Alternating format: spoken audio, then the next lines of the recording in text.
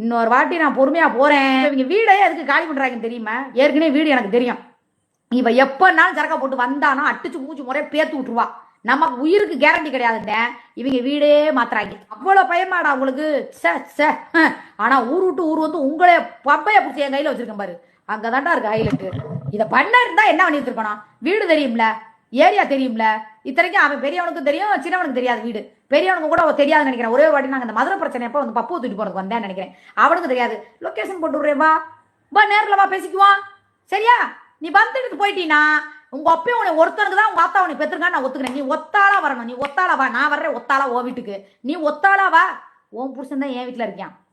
புரியுதா? உன்னை கையை உன் வீட்டுல வந்து நான் கையை பிடிச்சிருக்கிறேன். இங்கதான் இருக்காரு. உன் புருஷன் தானே, உடைய தாலி கட்டினவர் தானே, 3 புள்ள பெத்தவர் தானே. வா வா, நான் கூப்பிடுறேன் வா. நீ சரியான பொம்பளையா இருந்தா ஒண்டி குண்டியா வந்து புருஷன் கையை பிடிச்சி குடிச்சு போ.